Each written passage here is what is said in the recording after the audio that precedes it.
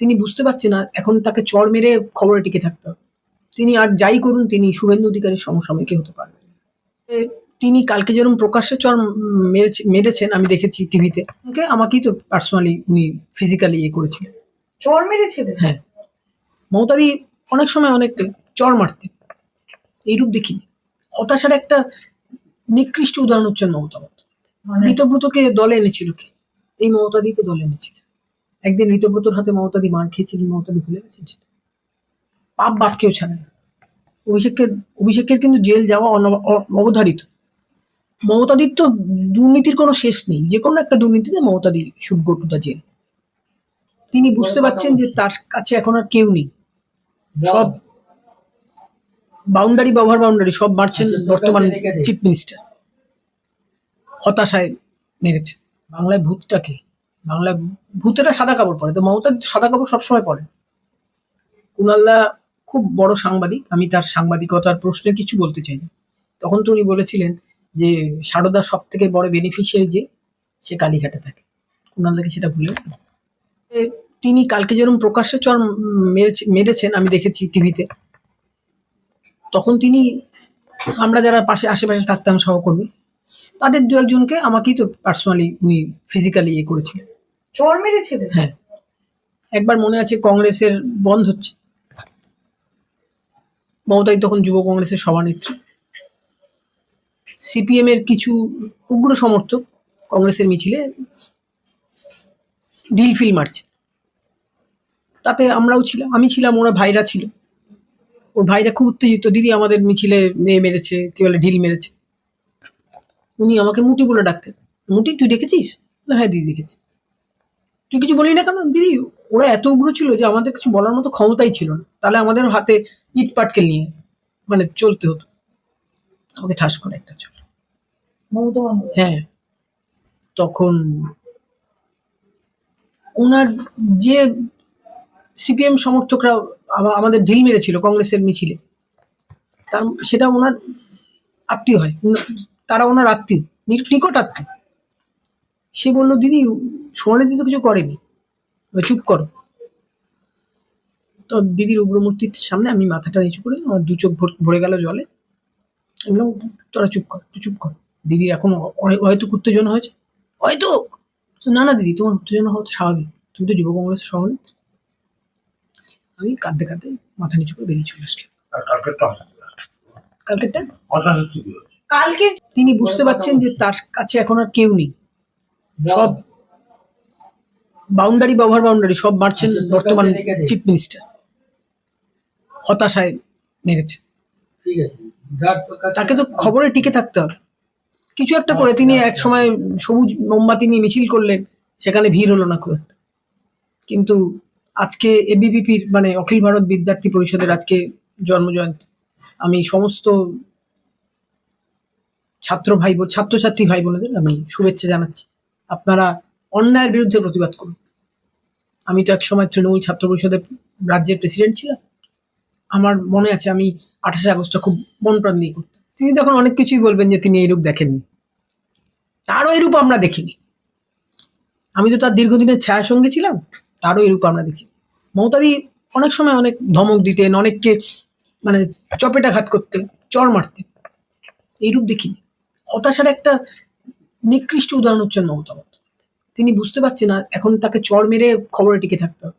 তিনি আর যাই করুন তিনি শুভেন্দু অধিকারীর সমসাময়িক হতে পারবেন। অভিষেক বন্দ্যোপাধ্যায় তো কোনো আন্দোলন করে ওঠেননি। অভিষেক বন্দ্যোপাধ্যায়ের কোটায় তিনি ডায়মন্ড হারবারের এমপি হয়েছে। কোটায় দিদি মানে ওরা বলে পিসি হয় আলটিমেটলি, ওরা সবাই দিদি বলে। সব ভাইপো ভাইজিদের সম্বন্ধে আমি জানি।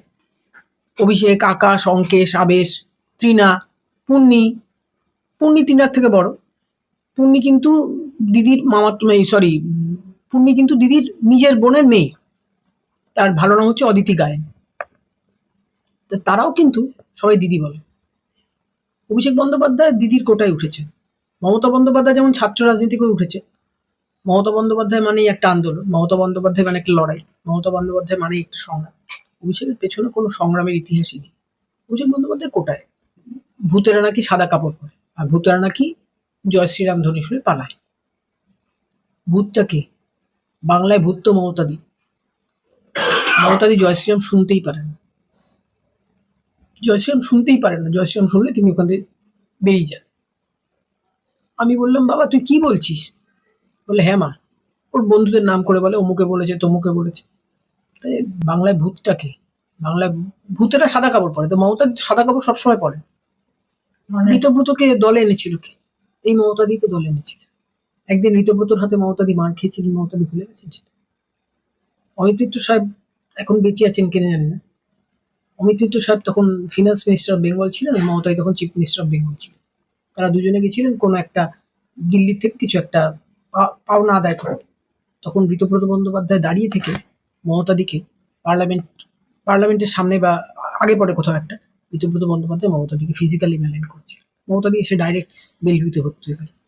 তখন রাজ্যপাল কে ছিল আমার মনে নেই, আমিও গেছিলাম ছুটে। মমতাদি আহত হয়েছে শুনে বেলভিউতে ভর্তি। চিটফান্ডের যদি আমি টাকা বেনিফিশিয়ারি হতাম, তাহলে আমার যে বড় আলিশান বাংলা থাকতো, আর তোমাকে এই প্লাস্টিকের চেয়ারে আমি বসতে দিতাম না। আমি তোমাকে একটা ভালো সোফাতে বা সোফা কোচে বসতে দিতে পারতাম।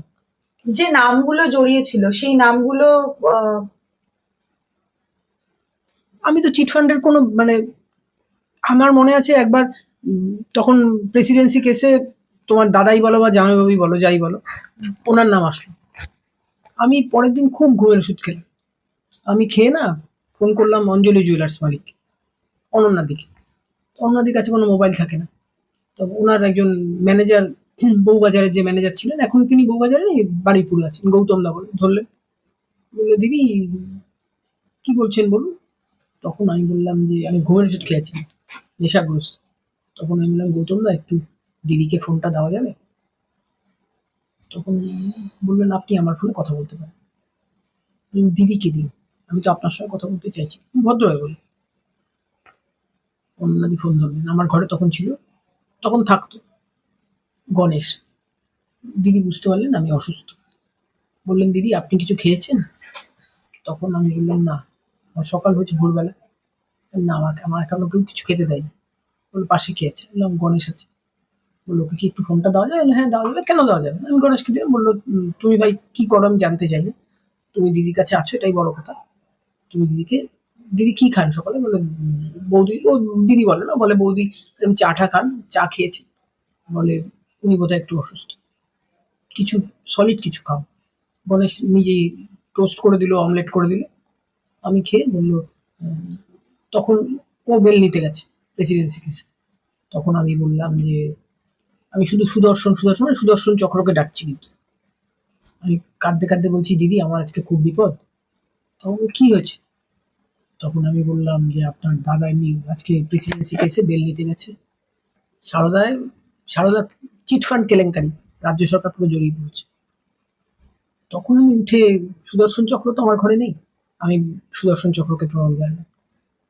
আর ওকে ফাঁসিয়েছিল হচ্ছে মুকুলদা, আজকে তিনি পৃথিবীতে নেই। মুকুলদা বলেছিল, দিদি লালু লালু লালুই প্রেসিডেন্সি কলেজ ভাঙচুর করেছে। দিদি তখন অসুস্থ, তো দিদি বললেন যে কোন লালু? সোনালির বল লালু। একেবারে শেষ প্রশ্ন, অভিষেক বন্দ্যোপাধ্যায়ের ডিজে মামলা, ওই যে ডিজে বাজাবো হুম। চাঁদারি, বারংবার তিনি নমুনা মানে কণ্ঠস্বরের যে নমুনা সেটা দিতে যাচ্ছেন না কেন? দিলে কি গ্রেপ্তারি হয়ে যাবে, সেই ভয়ে কি তিনি যাচ্ছেন না? দেখো, ডিজে বাজানোর কথা আমি বলিনি তো। আর আমি কেন যে অভিষেক যাচ্ছে না, পাপ বাপ কেউ ছাড়ে না। অভিষেকের কিন্তু জেল যাওয়া অবধারিত। অভিষেককে ইভেন আমি তো একসময় মমতাদির সঙ্গে দল করতাম। আমি আজও রাত্রেবেলা মমতাদিকে স্বপ্ন দেখি। আমার মেয়ে বলে যে, মা তুমি কি এখনো মমতা দিদিকে স্বপ্ন দেখা ভুলতে পারো? না রে বাবা, 32 বছরের সম্পর্ক, তোর বাবার সঙ্গে আমার সেই অতদিনের সম্পর্ক, আমি কি ভুলতে পারি? মমতাদিরও কিন্তু জেল যাওয়া অবধারিত। কোন কাণ্ডে, কিসের বেসিসে? মমতাদির তো দুর্নীতির কোনো শেষ নেই, যে কোনো একটা দুর্নীতিতে মমতাদি should go to the jail.